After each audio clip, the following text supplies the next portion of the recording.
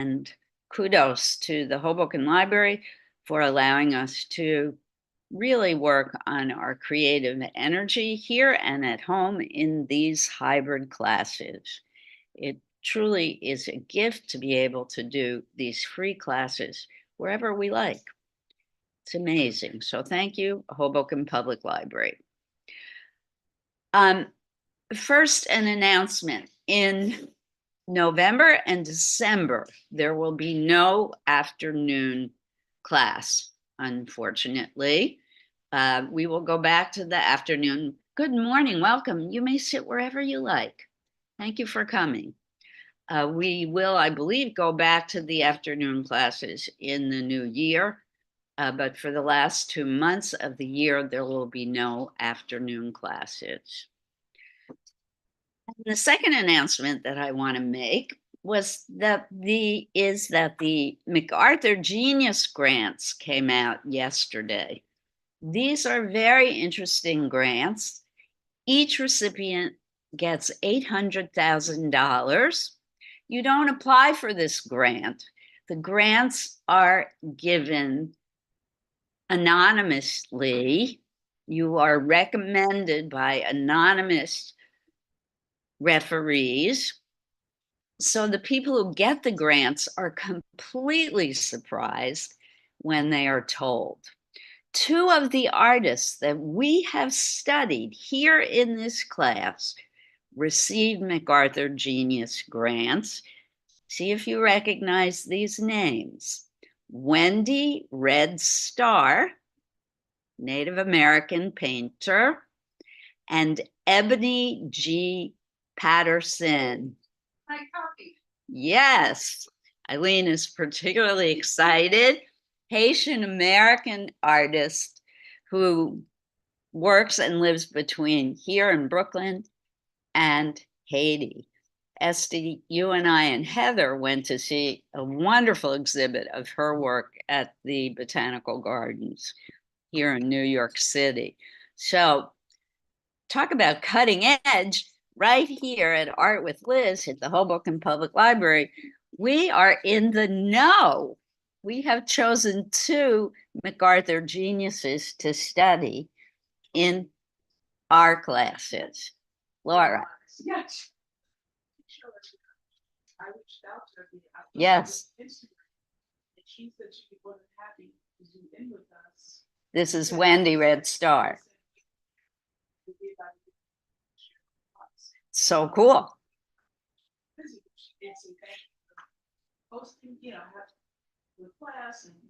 Yes. I mean, now that Wendy Red Star is a MacArthur genius, she may be too busy for us, but who knows? Wouldn't that be cool? And thank you for reaching out to her, Laura. That was genius. Oh, you do? Oh. And they see us in the library. Gosh. That's putting the heat on me. Okay, so speaking again of genius, our theme for October is back to the basics. I've chosen this theme for October because I feel some of us, if not all of us, are starting to get nervous and starting to clutch up about our drawing skills. And this happens. This is not something that is unique to the people in this class. We all get rusty. We all start to lose our fluency with our skills in whatever we do. And because of that, it's helpful, it's useful, and it's important to revisit the basics in our craft. So today, for those of you who have been members of this class, this is going to be a review session. And the other classes that we're going to do in October will also be review and refresher classes. If you are new to this class, you are lucky because this will be something unique for you. Today, we're going to start, as we always do in our classes, by looking at a particular artist whom I hope will be a jump starter for you, someone who will inspire you to improve and go beyond what you might ordinarily do. And again, speaking of genius, our artist for today is someone I would bet $1 million you've all heard of. He is Leonardo da Vinci. I could have included him in last week's theme, artists who inspired Liz, because when I was very, very young, he was an artist who really, really piqued my interest. So we're going to start with a slideshow of his work. I don't want to spend a whole lot of time about the biographical details of his life because he's probably the most famous Western artist in the history of Western European art. And again, I want to start by saying, as I do every class, I am not an art historian. So if you want to learn more about Da Vinci, there have been reams written about him. In fact, during this class, if you want to Google him, you will see exactly what I mean. So here we go at the slideshow. I want to talk more about his work. I'll, throw in a few little tidbits about his life. But notice I'm using my phone today because the Wikipedia entry about Da Vinci is like close to 50 pages. So I didn't want to print it out. Leonardo da Vinci is what we call a polymath. Morning tomorrow. A polymath is someone who's good at everything, basically. And that was our man, Leonardo. Leonardo was a scientist, an artist, a visionary. He was everything, an engineer, an architect, you name it. He was fascinated by the world around him. He was born April 15th, 1452. He's often called the father of the High Renaissance. He was active as a painter, draftsman, engineer. I'm going to go through the list again: scientist, theorist, sculptor, and architect.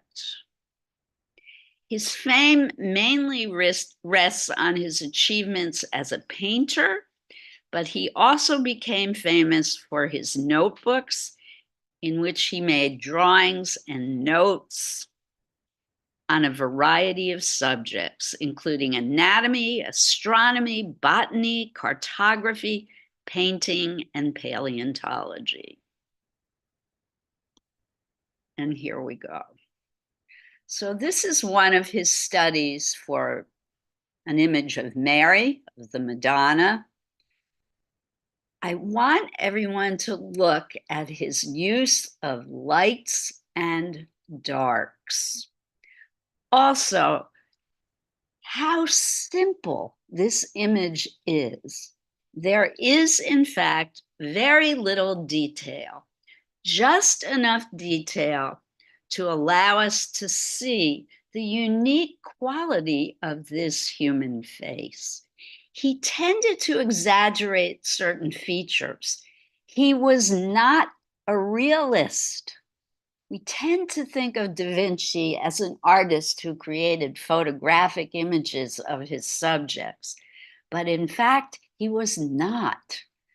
He liked to exaggerate features, enlarge them sometimes, or exaggerate their shapes so that he could capture the character of the person that he was looking at.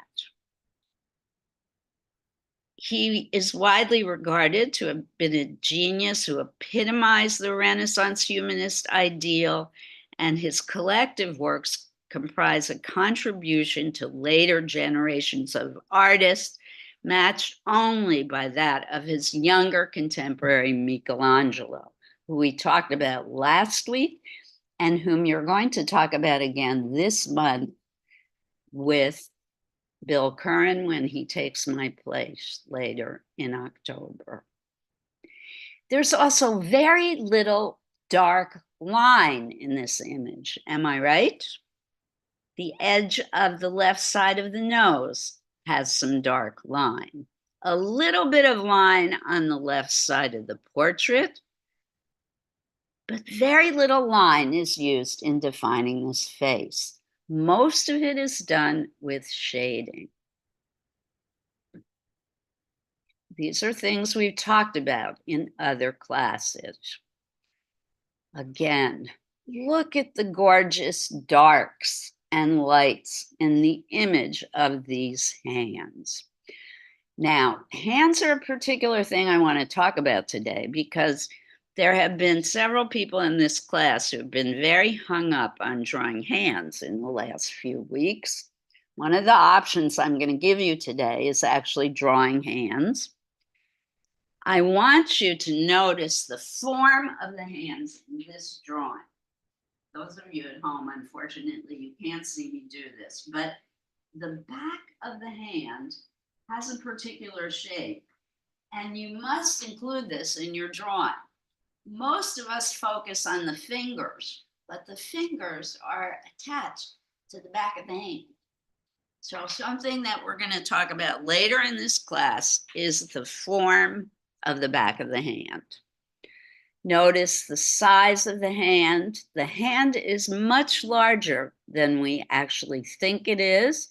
And when you're looking at the hand, I want you to pay particular attention to the length of the back of the hand. Less about the fingers, more about the back of the hand. We're going to talk more about that later. Most of this drawing is about shading. There is very little use of line, a lot of line around the fingernails, just a little bit of dark outline around parts of the outside of the hand, but most of it is shadow. Laura, there is someone trying to, thank you. Okay, let's move on. Again, he was very famous later after he died. He became very famous for these studies that he did in his notebook. He did anatomy. He was one of the first Europeans to actually practice anatomy, where he would take dead bodies, cadavers, and cut them open so that he could see the structure of the skeleton, the structure of the circulatory system, the veins in our body, the digestive and cardiovascular system in our body. And he drew everything that he saw underneath the skin. He was fascinated by that. He was born out of wedlock. He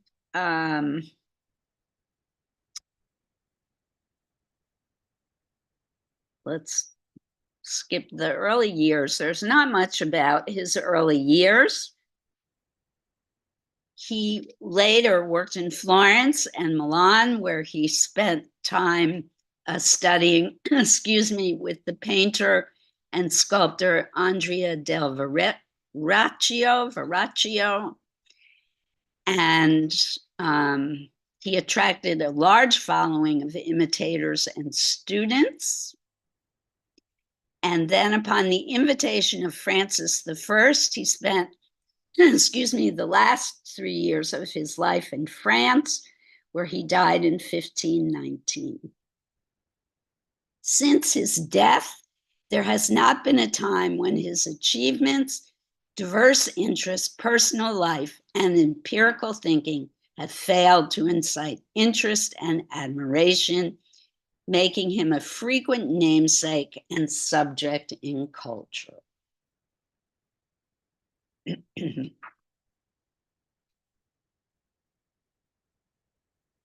Oops. Again, he's very famous for these very detailed studies of human anatomy. He's identified as one of the greatest painters in the history of Western art. Two of the most famous paintings ever made are his. One I know you've heard of, the Mona Lisa, and the Last Supper, which we're going to see later on in the slideshow.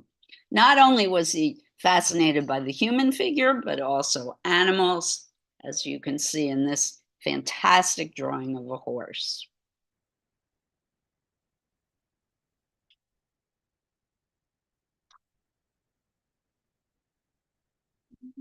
Nothing escaped his interest. Again, studies of the bones in the feet.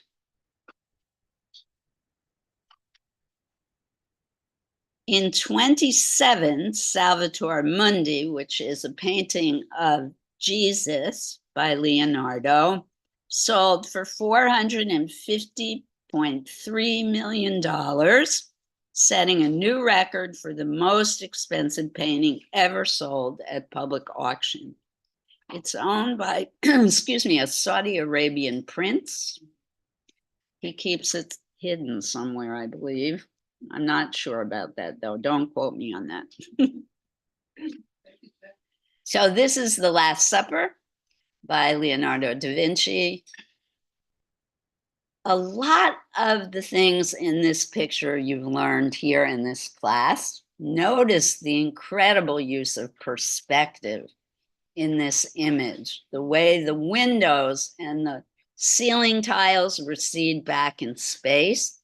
I have taught you this. We're not going to work on perspective today. However, you can breathe a huge sigh of relief.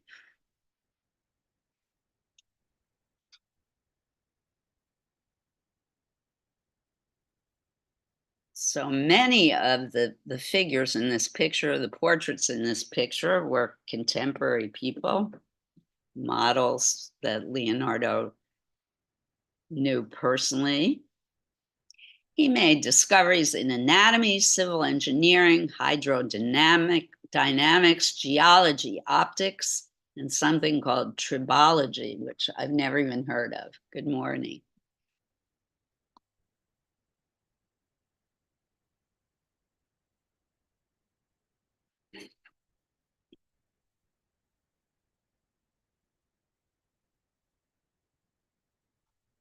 This woman looks a lot like the Mona Lisa, so it could be the same model.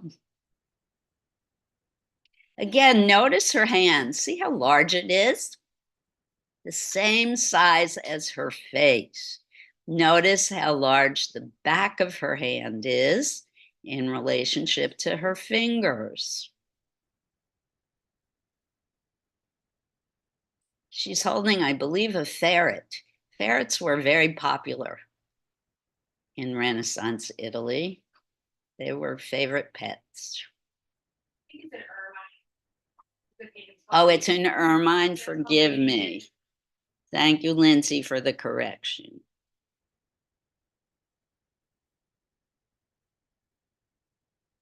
So she must be very wealthy to own an ermine.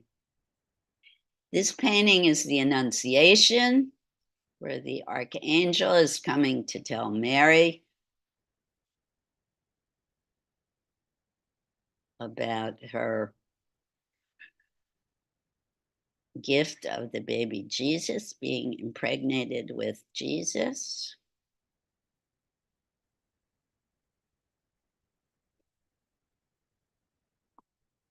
And here we go. Probably the most famous painting on earth, the Mona Lisa. How many of you actually have seen it in person? Okay, so quite a few of you here in class. I myself, it's in the Louvre in Paris. It's quite small. It's shocking how tiny it is. One of the amazing things about the Mona Lisa, and many people attribute its fame to this, is her eyes follow you no matter where you move. No one understands quite why that happens. There's so much mystery surrounding the Mona Lisa. At the time that Leonardo and Michelangelo were working, it was forbidden to have female models. So there is a great deal of conjecture and belief that the model was male. So this very well could be a man, not a woman in this painting. And that troubles some people. I'm not sure why. But it is part of the mystery and mystique of the Mona Lisa. She has a wonderful serenity, I think. The other part of her popularity, I believe, and this is attributed to her by art critics, is her unique smile. It's a magnetic, mysterious smile that people seem to be drawn to. And she is priceless. I don't believe there's ever been a value placed on the Mona Lisa. She has no value.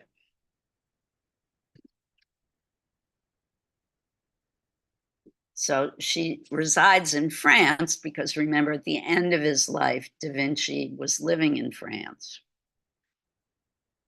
and being supported and protected by the King of France. And that is how artists made their living during the Renaissance. They were supported by wealthy patrons. For most of his life, Da Vinci was supported by the Medici, who were the ruling class in Florence and Rome,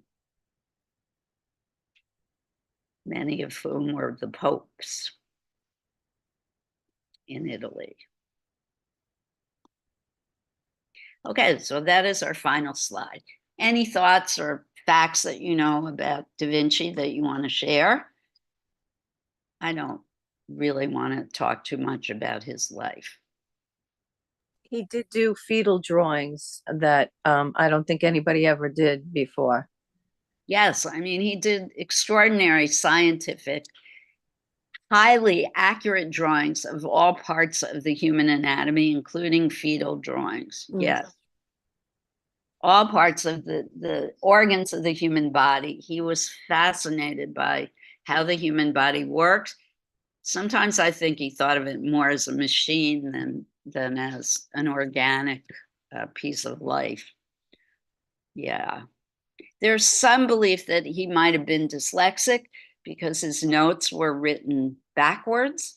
That's never been proven either. Some people think he wrote backwards to keep his information secret because he lived in a time when scientific knowledge was sometimes frowned upon because the Catholics were a little bit repressive. Those ideas were changing. That was what the Renaissance was all about. People were becoming humanists, less spiritual and more scientific in their belief systems. But Leonardo was living at the time, the cusp, when those ideas were starting to change. So there's some thought that maybe he wrote backwards in order to protect what he was learning.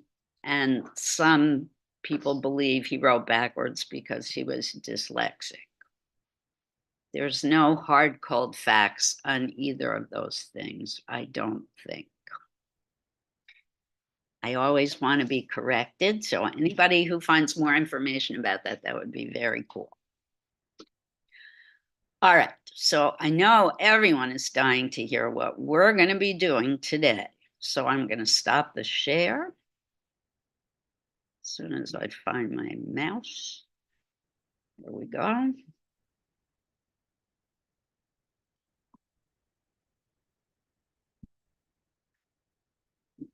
And today, we're going to spend a few minutes revisiting this book. So this book is called Drawing on the Right Side of the Brain by Betty Edwards. This is the workbook. There is also a book that describes her beliefs and ideas. And Drawing on the Right Side of the Brain is all about drawing and the skills of drawing. There is a copy here or a couple of copies here at the Hoboken Public Library. You can take it out. You can find it on Amazon if you'd like to have your own personal copy. It is for sale in a variety of places. Very briefly, drawing on the right side of the brain offers exercises that you can do to help you relax and loosen up and learn to see what is in front of you. We are first going to do a warm-up exercise today from drawing on the right side of the brain called blind contour. We have not done blind contour in a while. Do I have any new students at home today? I don't think so. So I'm not going to do a demo today, Laura, but I am. What is your name? Alina. Have you been to this class before? So I'm going to come and help you individually. Everyone else here, you've done blind contour, correct? No. Okay, so I do think I'm going to do a demo then, Laura, please. And you've never done blind contour, Linda? Okay, so I'm going to do a quick demo. Have you done it, Linda? I don't think so. Okay. I'm going to do a quick demo of blind contour.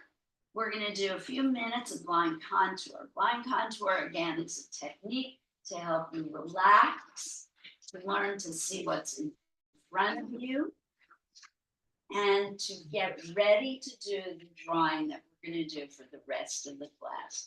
The drawing assignment for today is to either draw a portrait, and I brought in photographs from magazines, or to draw your own hand.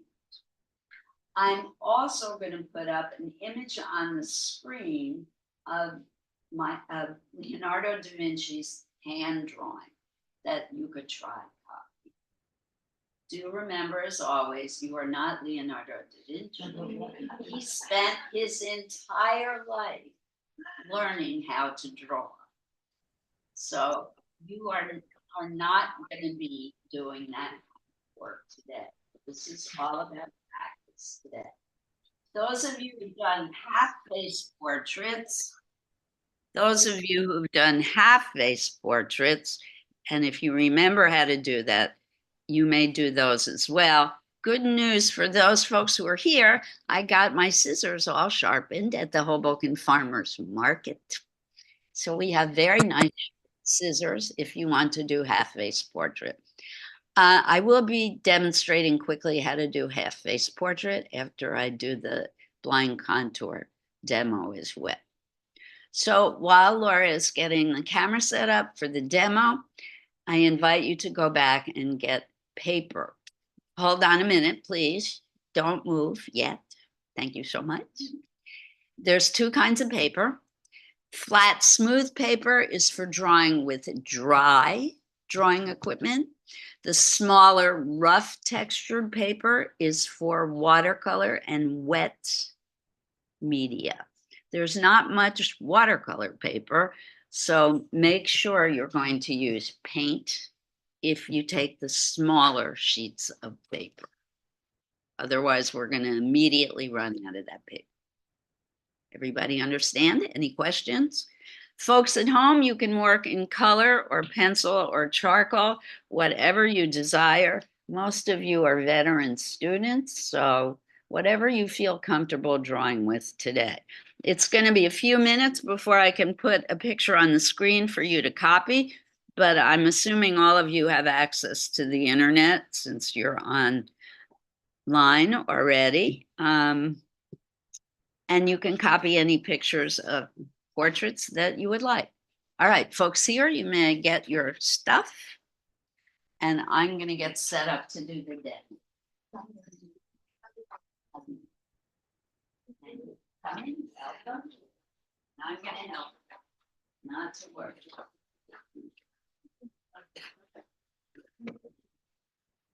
More veteran students, if you're feeling good and confident, you can start thinking about what you're going to do today for your finished work, and you can get started. But I'm going to ask everybody to do blind contour after I do the demos. They really are fun. I would just push in. Yeah.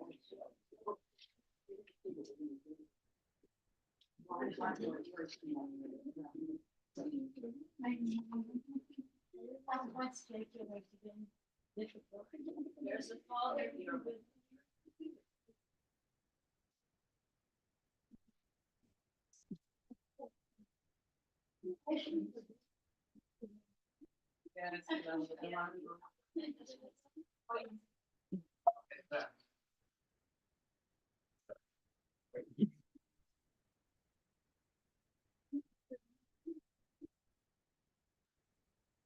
Thank you, Laura.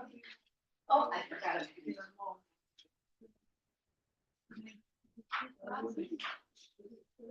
How are you? Welcome home.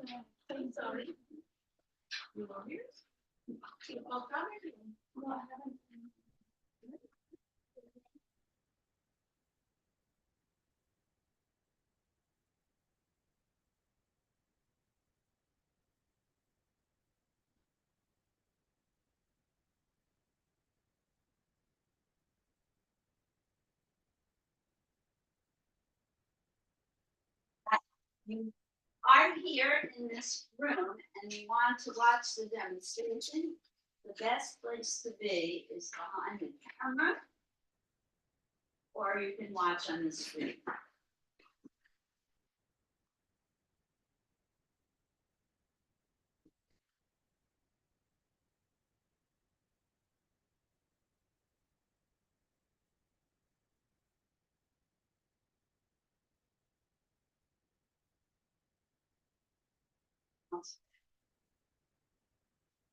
I think you'll see better if you're on that side. Sit behind. Behind the camera. Behind the camera. Your fault. It's my fault, Laura. It's worse than my. It's just. Wants to be saying.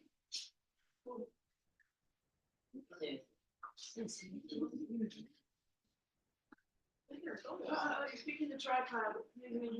Careful. Hello. Susie, don't touch the camera. the camera. Please don't touch it. Okay, shush, everybody shush and watch. Okay, line contour. Here's a theme. Okay,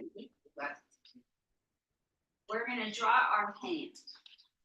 Line contour, the idea is to only look at what you see, not at your drawing, so that you can start really focusing on what you see and stop thinking about the product. Stop thinking about what you're drawing, because that's the enemy right here. This is what's preventing you from drawing. You want to train your eyes to see, and not perfect. Draw, okay? So by doing this exercise, just like if you were practicing balance beam, if you were a gymnast, you have to do warm-up exercise. Line contour, you do one single line. You never lift your pencil from the paper. There's no erasing. You don't start drawing till I say go. You don't stop till I say stop. If you're right-handed, you see the way my chair is turned perpendicular to the edge of the table, so that my right hand is comfortably drawing, but I can't see the paper. You can only see my hand. I'm looking at the wrinkles and the cracks and crevices in the palm of my hand, in folds in my finger. I'm not looking at the outline of my hand. Okay. Very slowly. I'm observing what I see.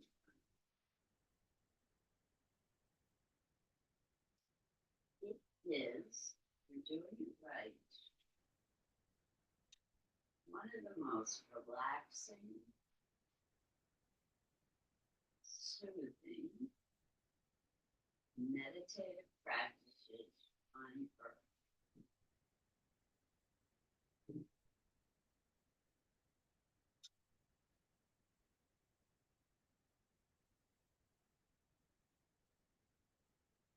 I could do this all day long. I want you to do it. If you are left-handed,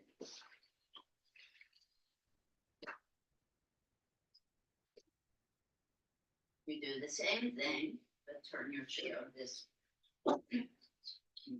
Those of you who've been doing blind contour for a long time and you're right-handed, challenge you to do it left-handed.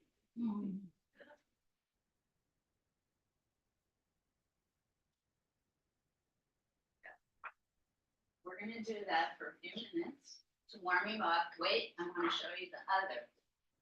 If you are into portraiture today, there is another right brain, drawing on the right brain activity called the half-face portrait. It's great fun. You want to find a fairly large portrait if you can in the magazine pictures that are there. You're going to cut it out. So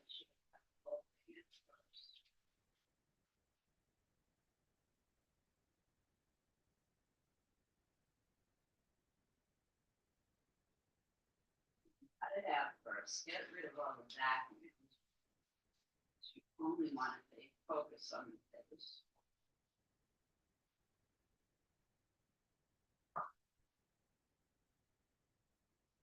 And you're going to glue half of it down. And then, really should put the other side away and copy.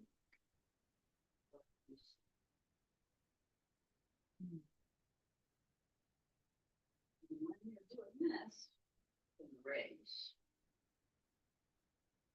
But the beauty of this exercise is it really forces you to look. Okay?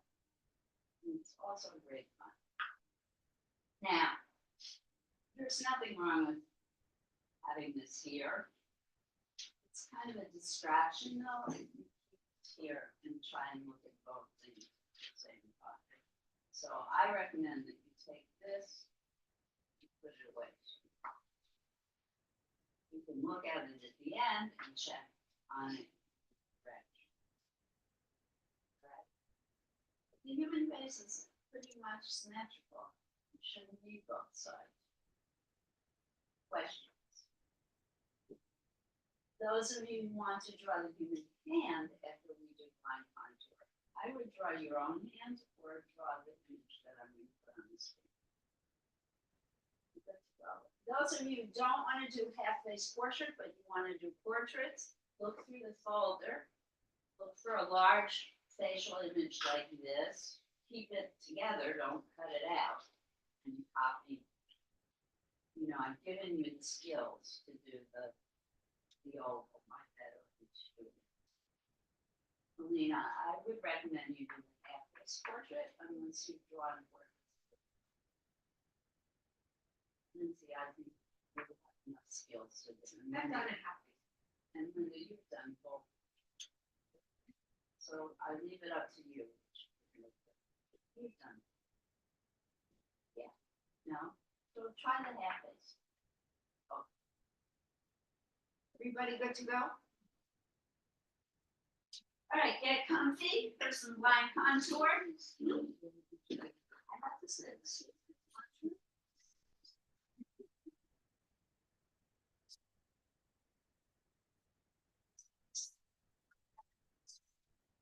Yes.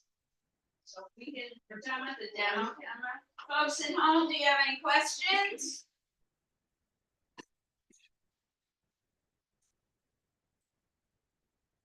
how they function. Plus my grip.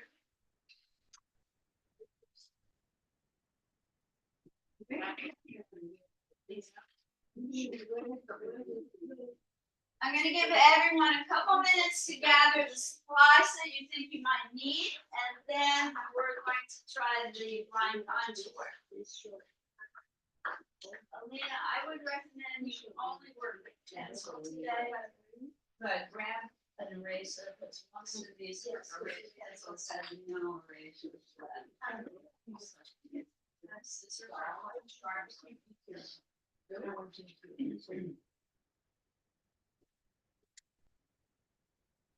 Everybody's gonna do blind contour, even if you've already started a project. First, let me put a picture on the screen.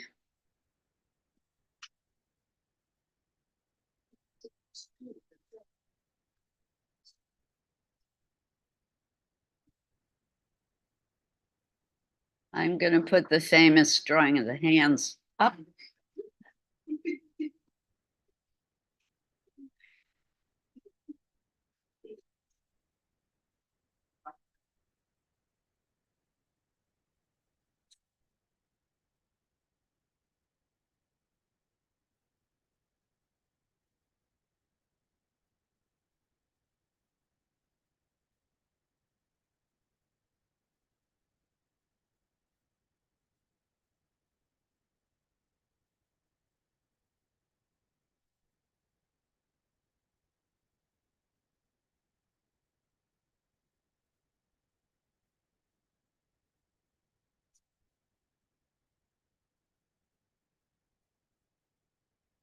Everyone can see this picture?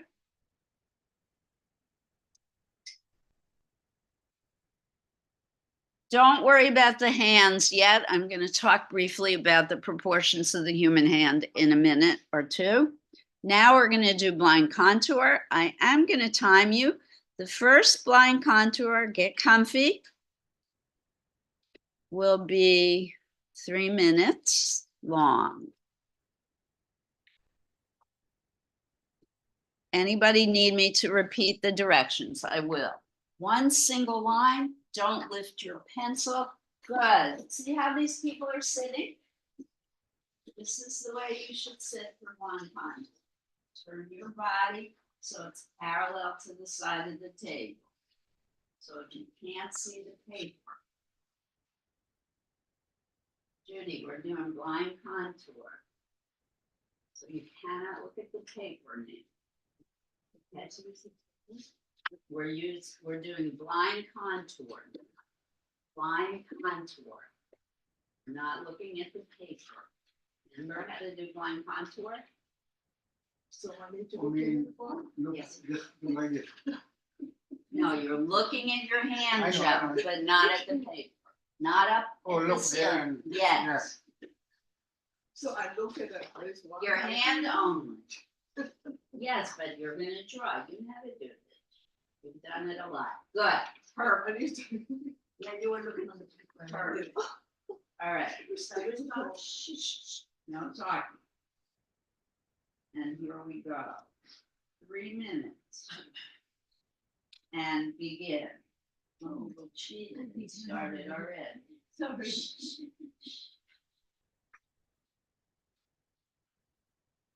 No erasing, no erasing, no erasing. And don't look at your paper.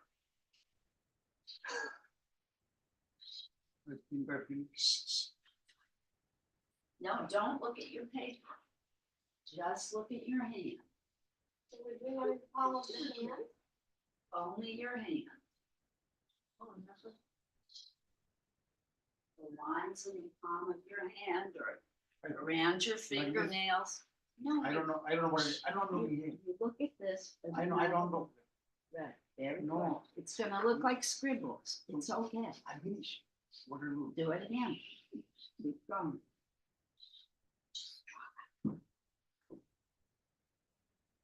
How many times? A million. Oh,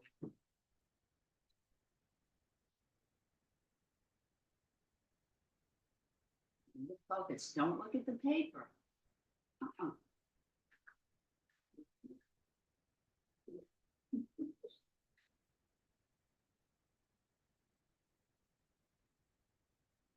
I don't care what the drawing looks like. You shouldn't either.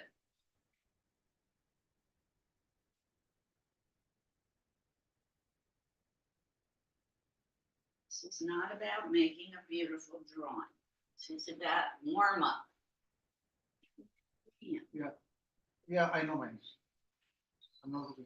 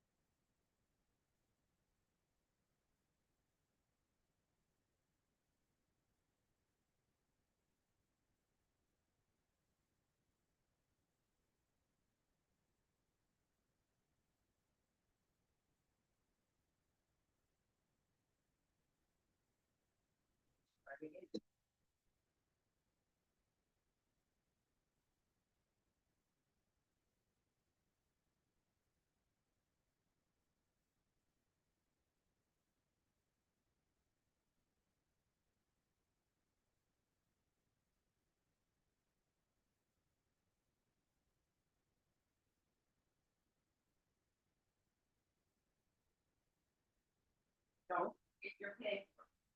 Get your hands. Be a mean. Okay, stop.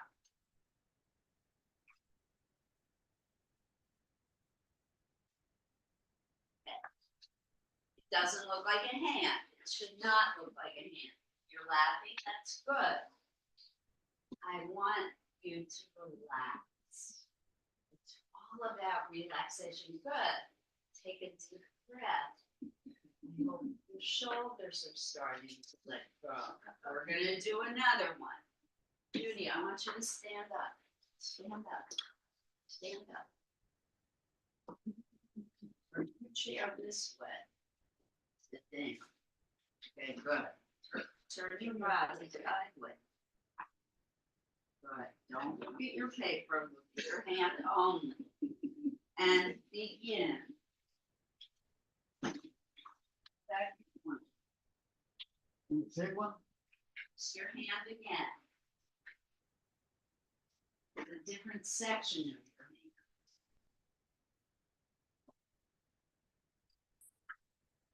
hand. Yeah. Yep. And draw right on top of the other one.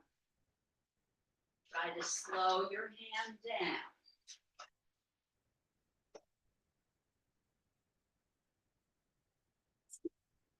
Notice every little wrinkle.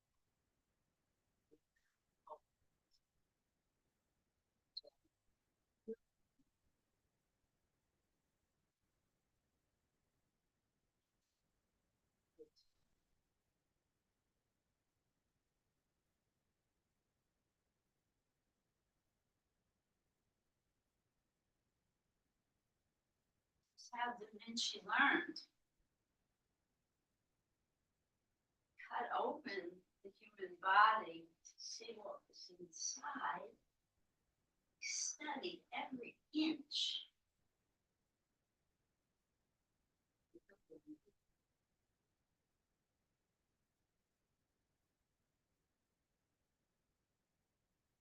See the form and the line and the shape.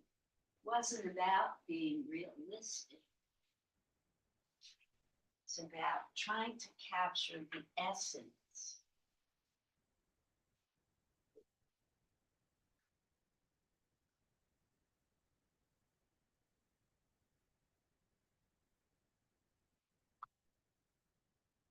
Good. Folks at home, you're doing this too. Excellent.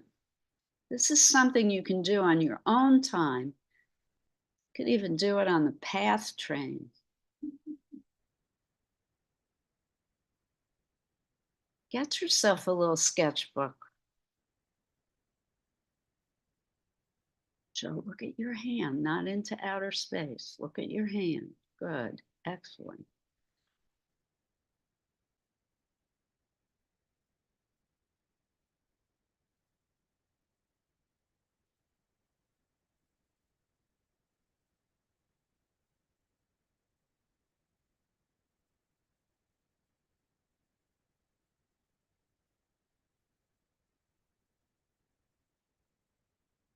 When I was in art school, we had to do this at the beginning of every art class, every single art class.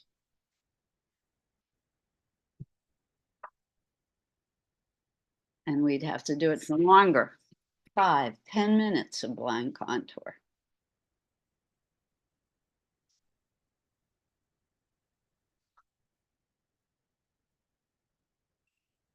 Right? Okay, so we're going to do one more, but not of your hand. Look inside your bag. Everybody here has some kind of bag. Choose an interesting object, something complicated. I don't care what it is. Take it out, put it on the table, and we're going to do blind contour. Find an object, Joe. One of your glasses, pair of glasses. This is terrific. I love this. Following directions. Take something from your bag. It's interesting look. Notebook. We sit back again? Yeah, no, you're gonna stay exactly the way you're sitting. Oh, the That's size a blind contour. Yeah, you can do this pattern. Great. We're sitting sideways still. Because it's blind contour. Are you left-handed? You're gonna sit this way. But just like you were doing. You have to turn it. Yeah. No speaking. No peeking. So we're trying to get. What is that? Just like this. What about the bag? Oh, Take an object, any object out of your bag that's Oh. interesting to look at. This, your headphones, perfect, excellent. down there. You're gonna draw that, yes. Everybody got something? Start with you.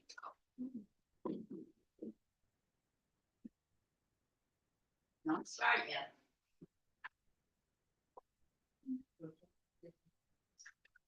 No, something that you. You have to be. You have to be blindfold. Just be somewhere. Stand up for a second. Yeah, show her your back.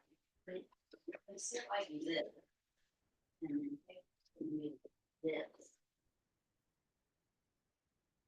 Draw on top of it. I don't want to see anything that looks like anything. Very, very hitting. No, you're on, choose something interesting from your bag to draw. An interesting object. Okay, you ready? Have something interesting. Your pencil. Okay. Now, I know you don't cheat. It's interesting. You don't have to turn it. You don't cheat. Excellent. Okay, begin. The same thing that we've been doing all along. Blind contour. This is the last one I'm gonna make you do. That's good, Judy. That's good. Begin. Draw it. But don't look at your paper. Just look at the water bottle. Yes, you can do it that way. This is the last one, folks at home.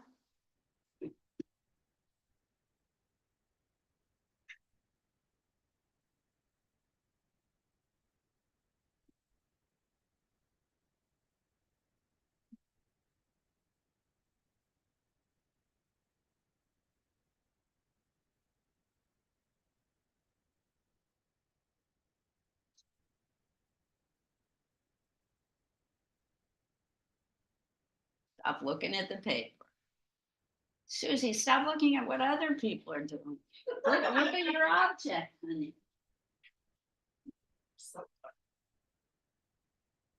These are terrific. Oh, this is perfect.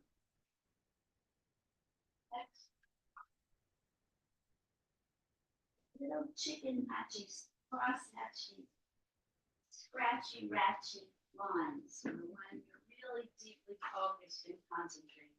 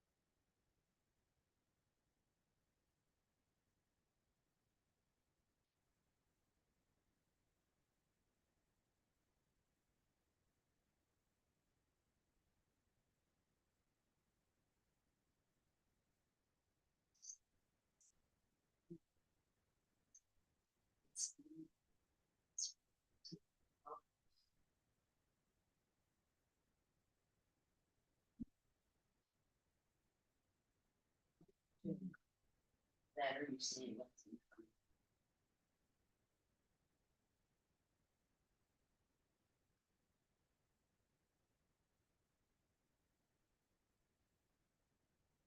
front. Done. Okay, so now you can either do portrait or hands. Those of you working on hands, look at this. Notice the shape of the back of the hand first. Okay, this. See? We can't have fingers without this. Frequently, people, beginning artists, will attach the fingers to the wrist. You need the back of the hand. Okay? Notice proportion. The smallest finger fits exactly into the back of the hand. Look at this. Isn't that incredible? So the size of the finger itself is the size of the bone beneath it. That's how large the back of the hand is. Are you seeing this, Susie? Look.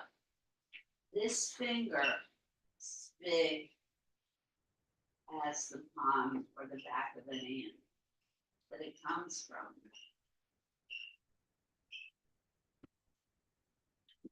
Look at that. Isn't that incredible? Look at this.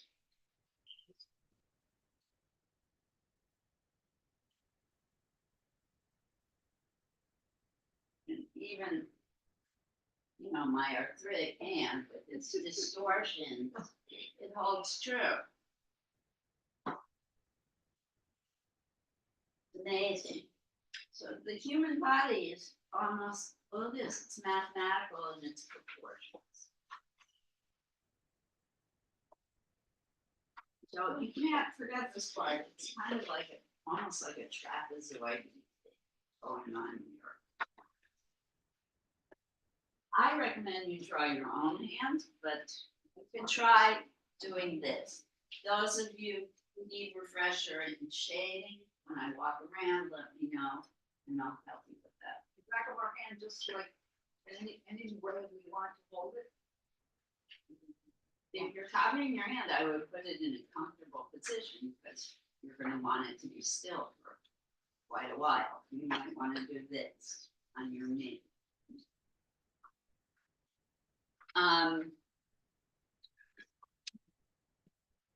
Yeah, you can look. So Ally, what are you gonna do? You're gonna say that. Yes. I'm trying, 3 Okay, now, you've chosen a face that's a little bit small, so that's a challenge in and of itself. Let's try. Okay, things to notice, the whites of the eye, most people think the white of the eye goes over. But notice that most of the eye is still.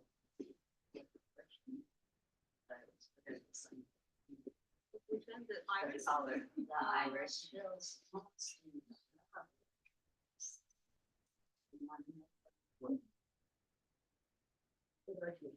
the nose. With the spiral makes it. Oh, I made the. yes, the kind of twinkle in her eye, that comes from it. Lots of little wrinkles. Notice my glasses, the language of the eye. No.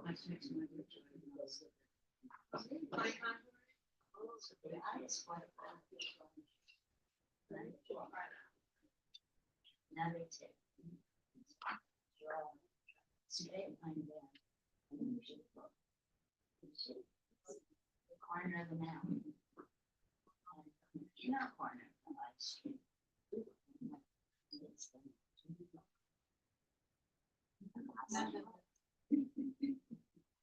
So go for it. There you go.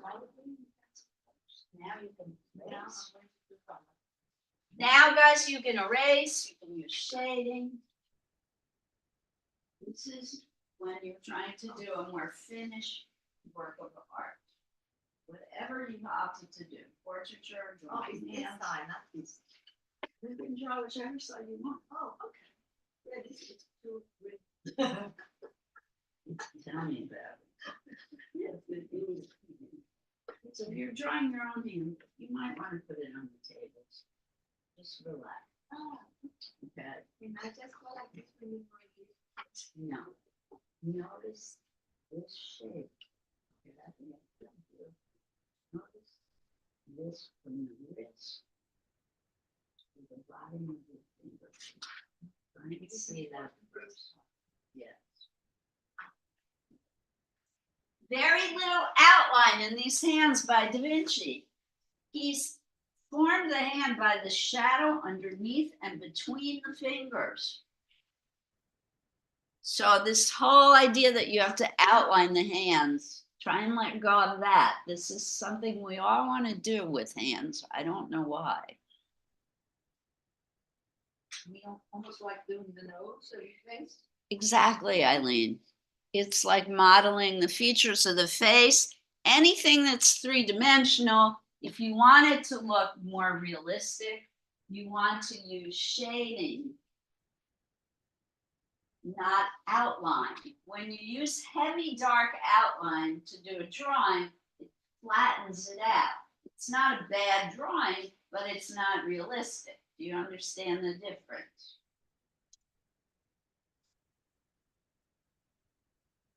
It's wonderful, Joe. Maybe shade in the background. Yeah,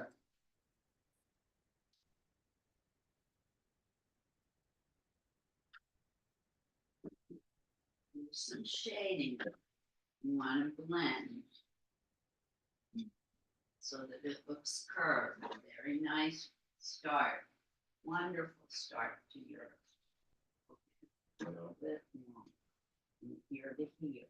It's going to be a little bit longer to the wrist. Notice how it comes on.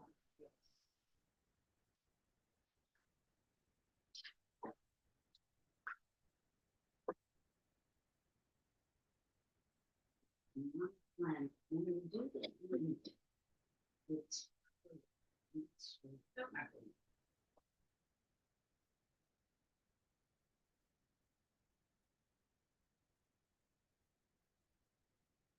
well, that's a good idea. Take a photograph of your hand and then copy the photograph. Do that. Nice. Again.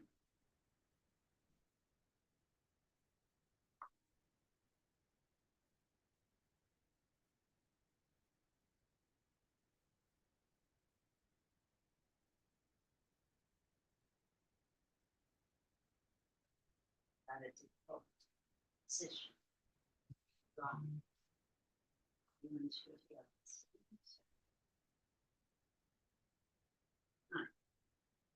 Right. I feel like this is a little wild.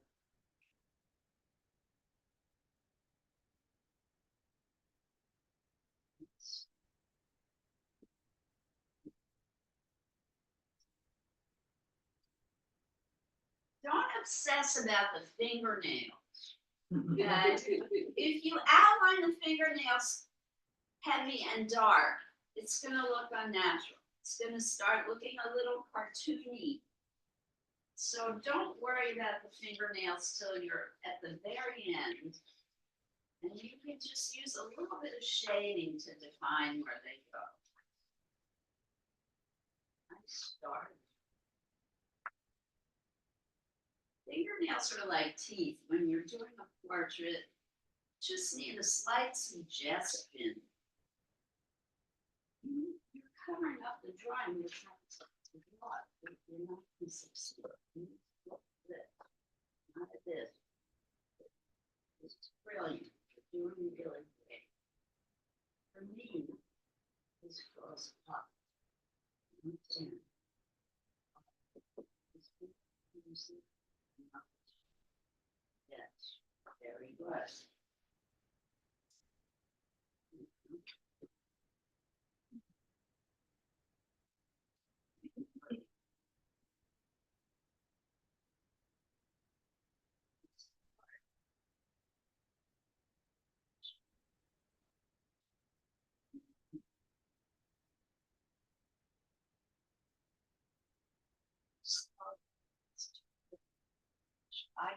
Slow.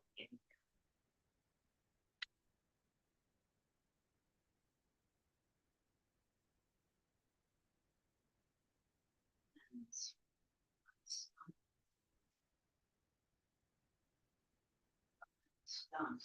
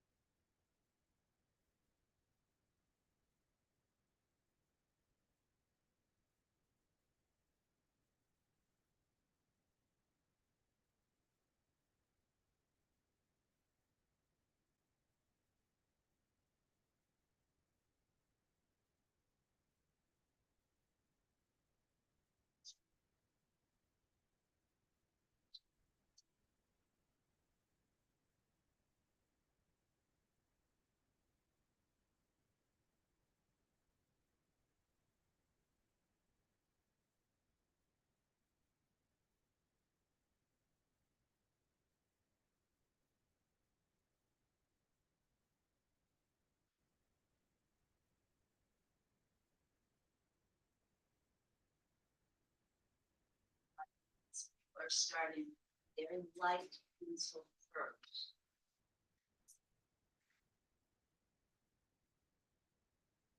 Maventika is starting with blind contour.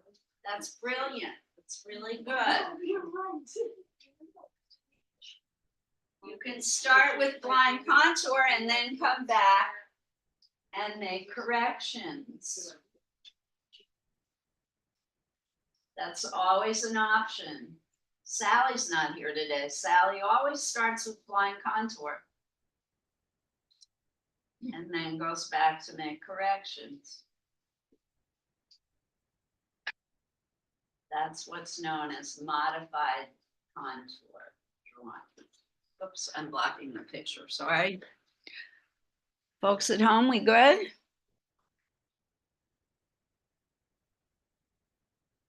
See you next week, Robin.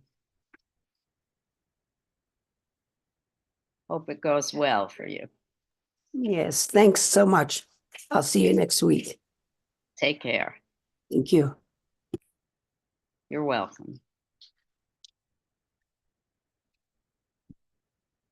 Looks like we lost Margot. Anything in the chat from her? Not seeing it.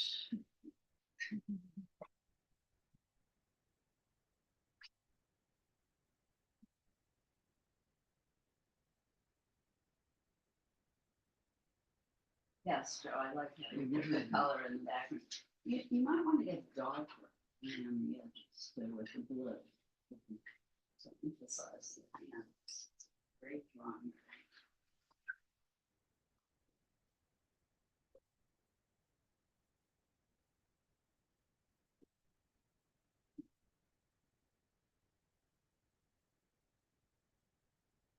Another thing, check out the width of your fingers. We tend to make the fingers very thin or very wide. Try and look at the width. I like my. Yes. Not this one. No, this is looking good. Hold up your hand again for me.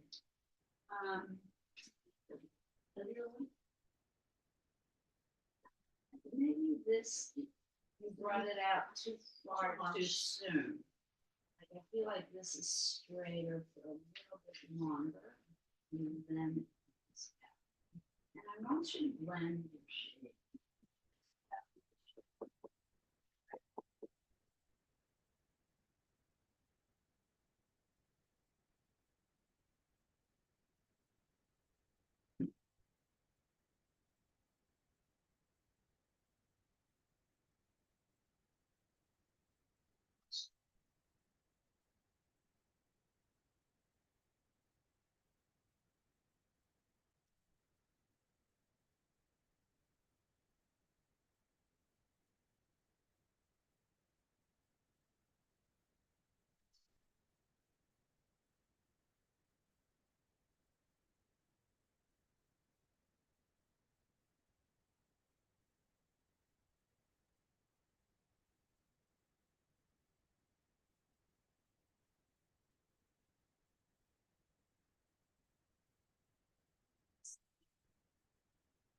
It's,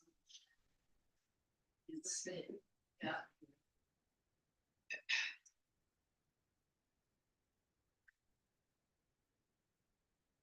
Shade.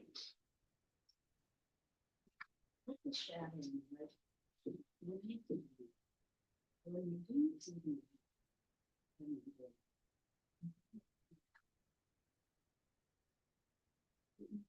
Go from there to like.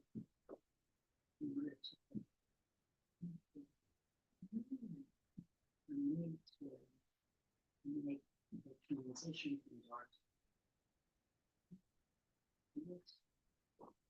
Very. So.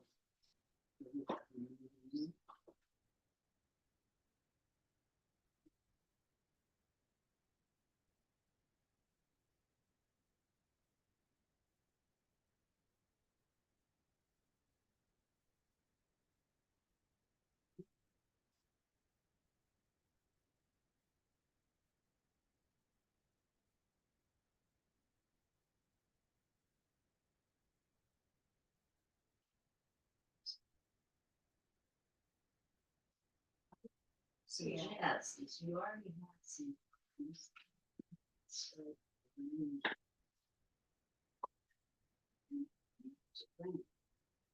so not sure. You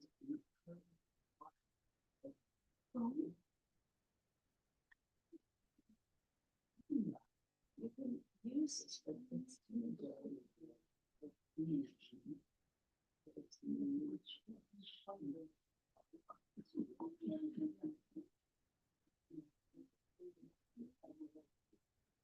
Yes. Let me stir it.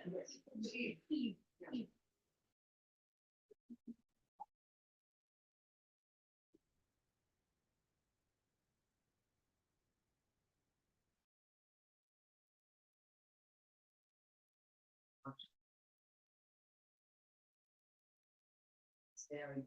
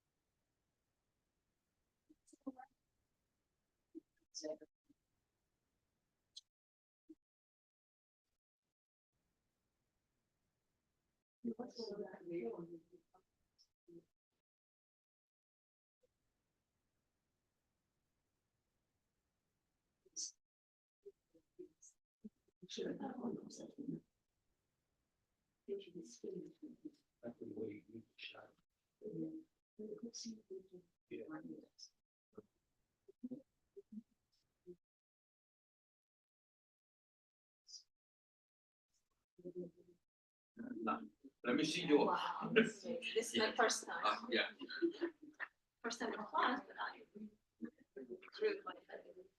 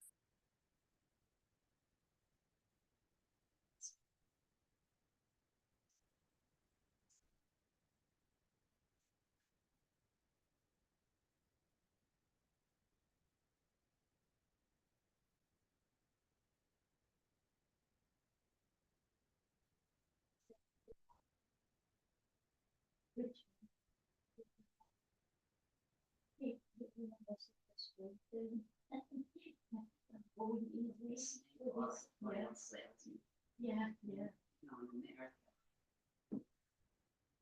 Expression snake.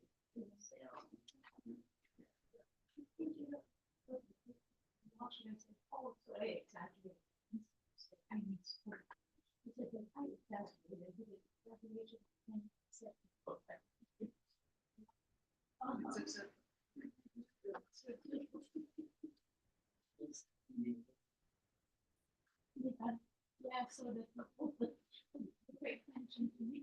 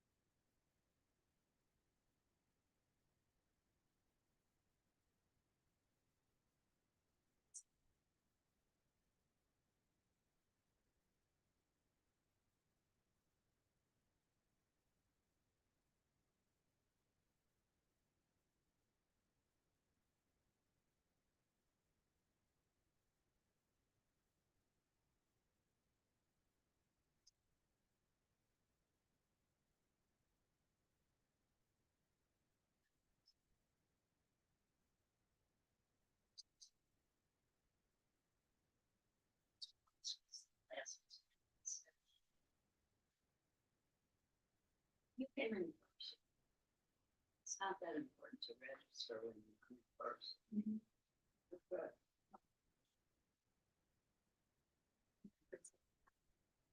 today, right. The registration is really for people who are at home and they need the Zoom for their.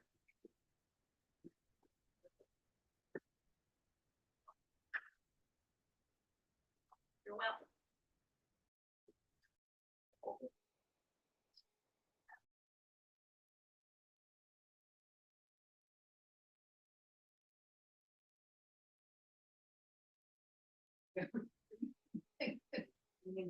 Did you erase?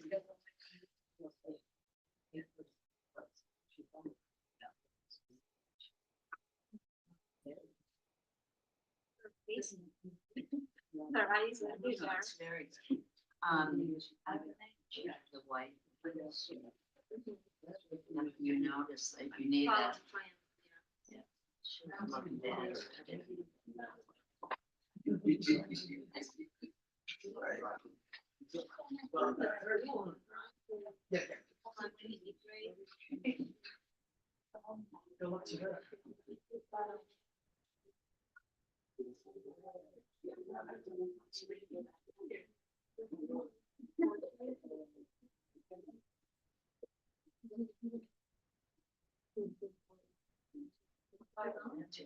Are you done?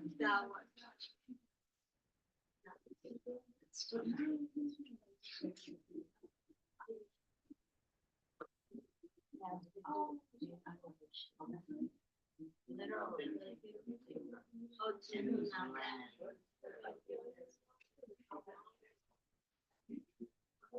What if it's doing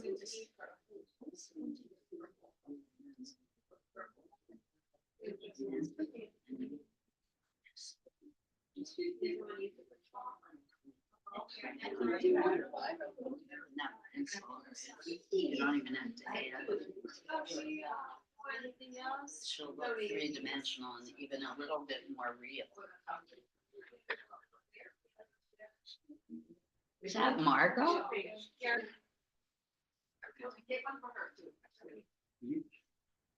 Joe.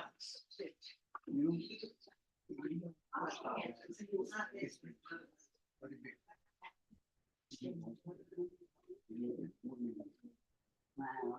You can print that here. You can go up to the makerspace and they'll print it. I'll show you that for you.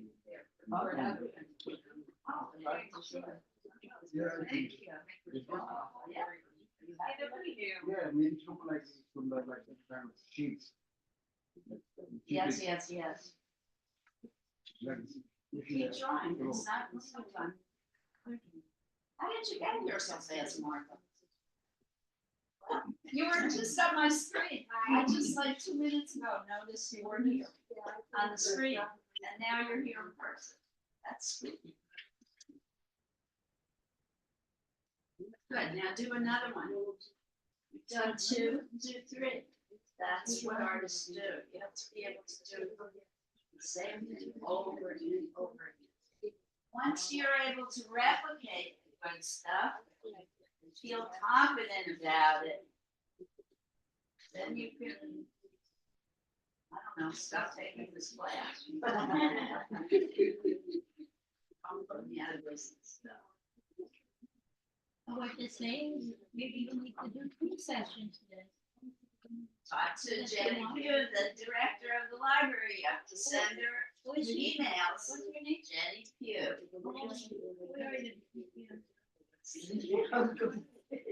My mom made it even some lots.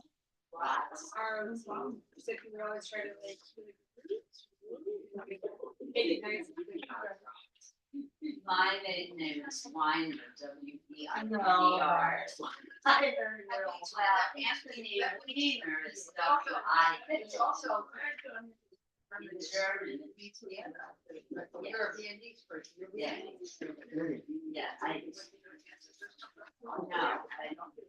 think that when my grandfather hit Ellis Island, the family myth isn't the guy behind me said, change your name to Weiner, it's American. Okay, I think our name could be much more. My ancestors, pretty much, I think I had one germ.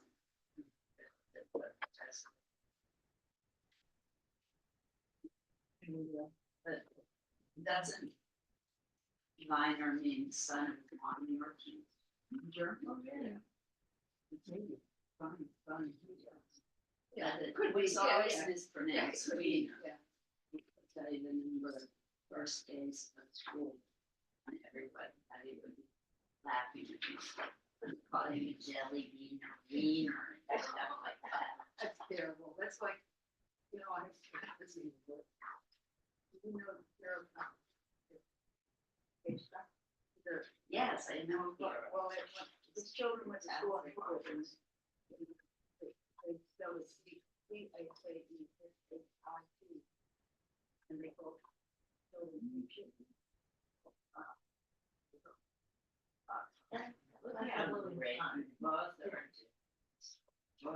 I mean, see my, on the right side, you know, like this, it's small, but You're- it gets big. You're really observing them, so it doesn't matter. Yeah, that's what you see, so that's. Doesn't matter, and you're, what you see. Yeah, see the. this is beautiful. My one question is it really this narrow? From you. No. You want to widen it. Were you looking at this way or this? I like this. Yeah, I was gonna Sorry. say, So let me see, is it really quite so narrow? Go in a little bit. But not like, doing You great. know, you know what? I'm deciding to focus. I don't do it until. Good. God bless you.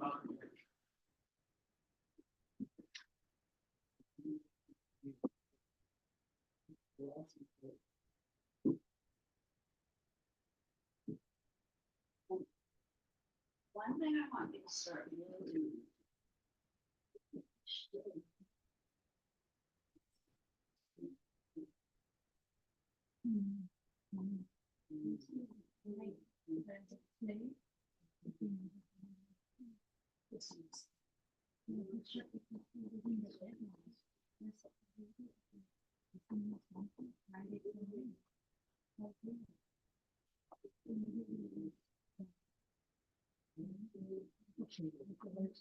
So you just pay everything, sitting down.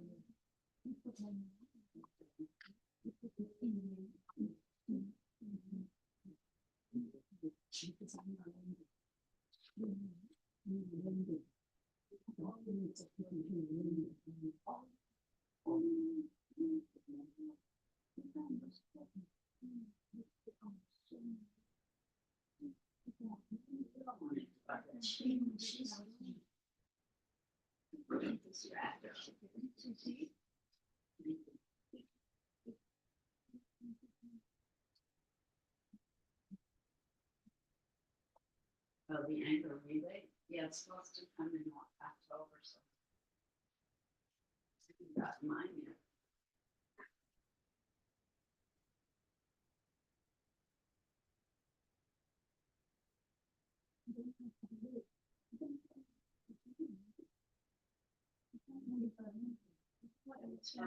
Renters and. Mother's got a lot more.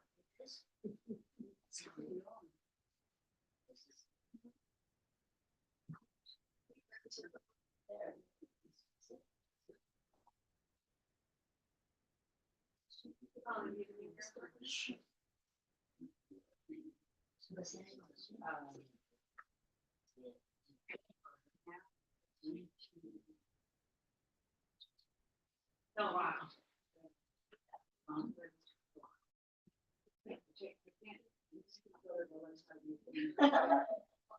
So you did 40 years, right? That we did like 84. This is gorgeous. She's good in that. This is- Well, I'm 30 and there's, Oh, so I'm like exact 10 years. No, she's- I play on.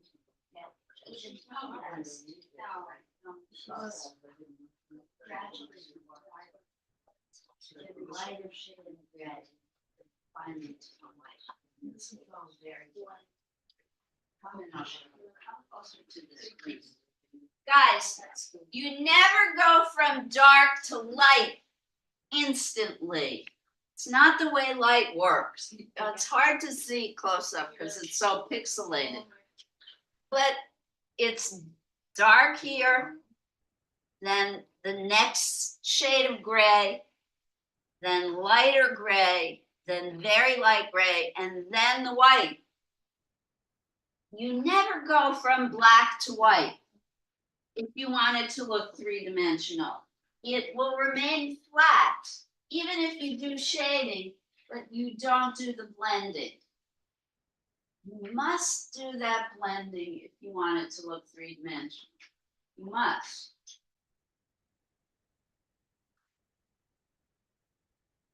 So for example, I know you're not there yet, but this is way too dark. So that's gonna have to be blended. He doesn't have black there. He really doesn't.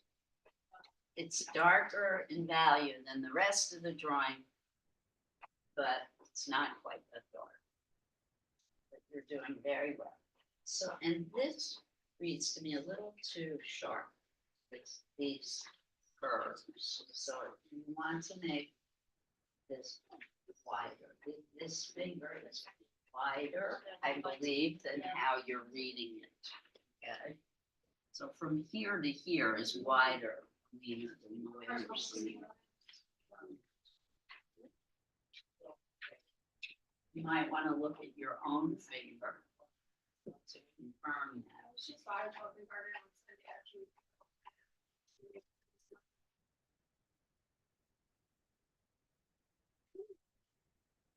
Susie, you're doing so well. Got a sticker. You did it, you didn't learn how to tell. It's the same with this. You need to give yourself a chance.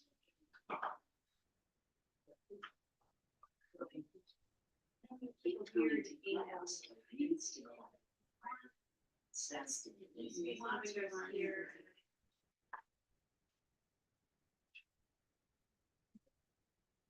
It's very good. She's doing extremely well. I want her to believe that, but I can't get her to cross over that hump. This is so wonderful. One suggestion I have for you is these are not really round. Look at the shape of Da Vinci's nails. They're long here. More of an oval, like an egg. Yeah, this would be fun. It's hard work. I will. It's hard work. I have noticed, maybe, Line contour really helps. like the lid doesn't get that, but in the Helps you to focus. It started to get Yes. Okay, what time is it? I lost track of the time. Gosh, it's almost cleanup time.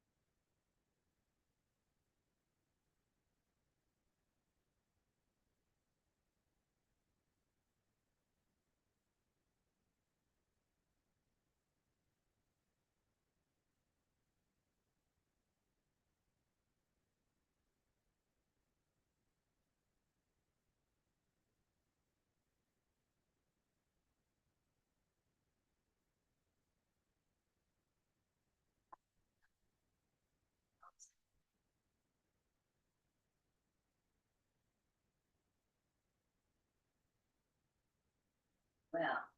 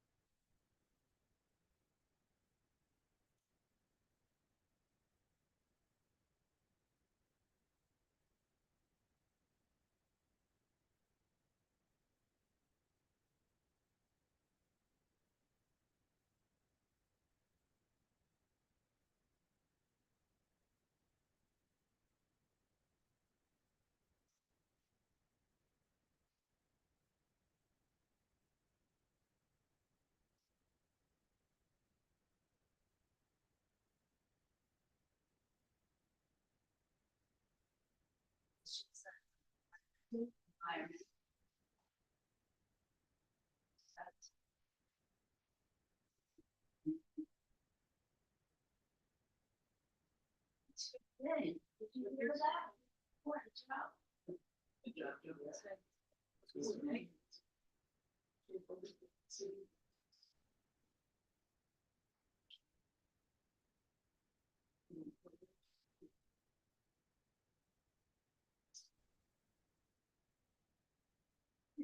Yeah.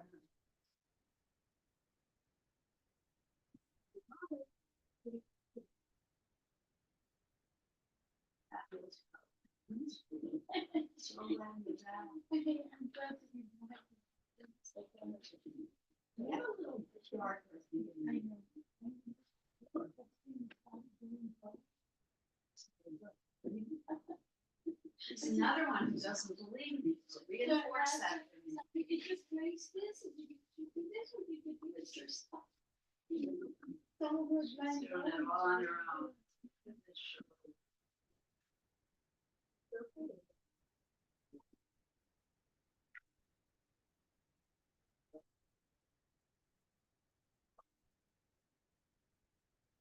Very well. Small people, please. Lord, John.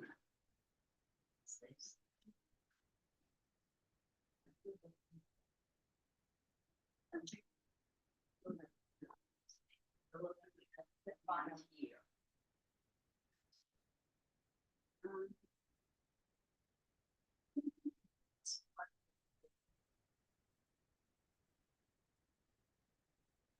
So let's look at.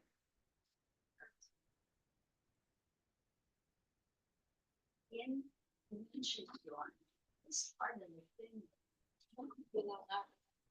What? It's almost reaching the finger.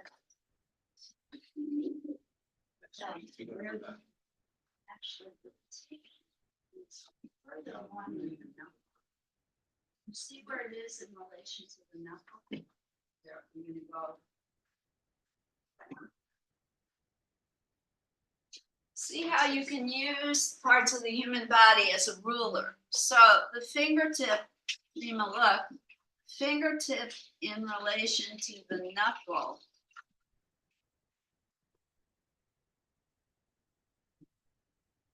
Does that help? Here's the knuckle, but the fingertip is here. And then you've got all this length after the knuckle. So that finger's very long, yet.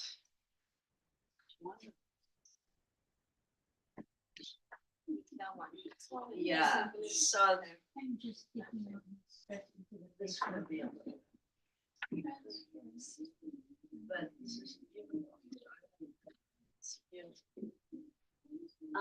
this to me too reads a little sharp. Yeah, this comes out a little bit.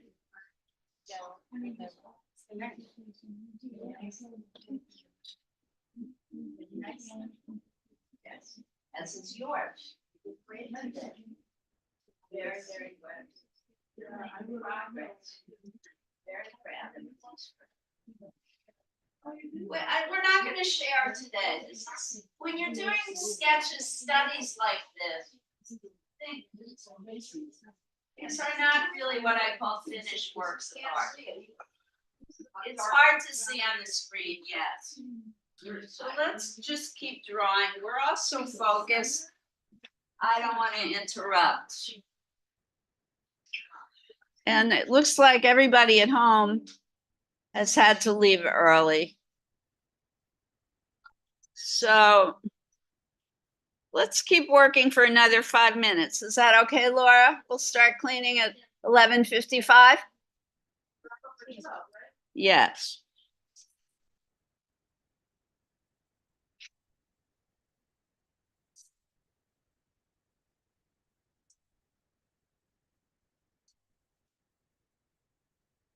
Now that you've done blind contour, what do you think?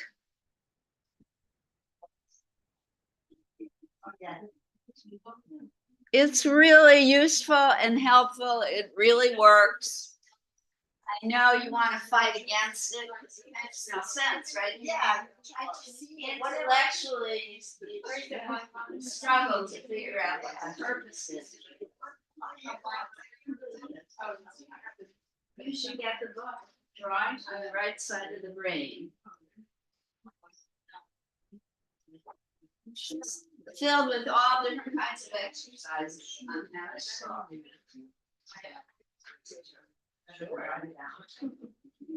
And this is an actual workbook where the exercise is on the left, so the directions.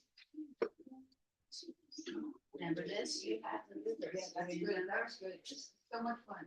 I like drawing So upside down. you have the directions. Then the actual exercise, and then you can actually do it right in the workbook. Drawing upside down is the best. Oh, Maybe we'll do it. yeah, it's so easy. Drawing on that right side. Sure. I'm gonna do this. You know, or you can get this at Little City Books too, I think. Don't tell us. Oh, I can do it. Oh, draw something. Yeah, don't tell us. Right. Because then you start thinking and get left side of your brain. Instead of looking at the lines. Seriously. Don't tell them who it is. I don't think that matters, but okay.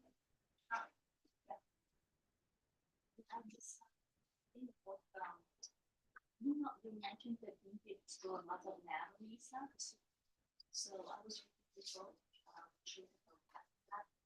do you think that this would offer to is a piece?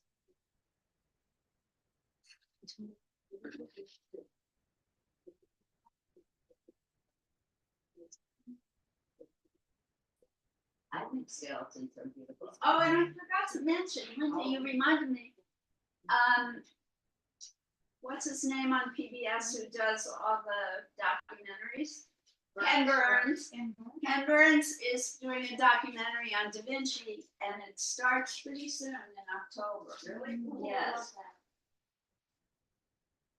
talk about timely. This class is really, you're really good start. Wow. On the edge, the cutting edge. Look at that. Wow.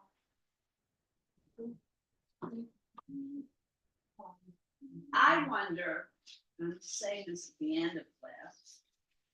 I think that Da Vinci also used mirrors and lenses in his book.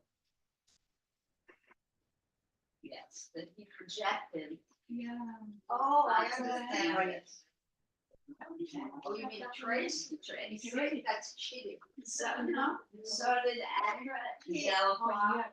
I believe many of them did. Because the Da Vinci was a scientist, he knew how to do things like that. Why? Like some, I don't know who it was that created this one like mirror that would reflect the opposite It's side. about camera obscura. Mhm. And lenses, Da Vinci was one of the people who started developing lenses. Galileo was a thing during the Renaissance. I don't think it's cheating, it's another tool, it's another device, it's another medium. All right, we gotta clean up, my fellow artists. You should be very proud of what you've done today. Excellent, excellent work. Give yourselves a round of applause. Woohoo! Bravo. And we will continue our back to basics work next week. It may feel painful in the beginning of class, but we need to warm up and keep those skills going. Going and flowing, as they say. The next double class will be October 16th.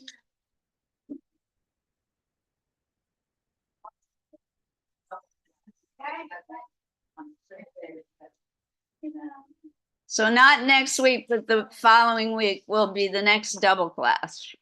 And then the week after that, I will be gone, but Dina Juracia will be your teacher. She is amazing. Not only is she a great teacher, she's a great artist. Bye, kids. Bye, guys. Bye, Liz. Thank you so much. Happy birthday. Thank you, everyone. May you have a sweet and healthy new year.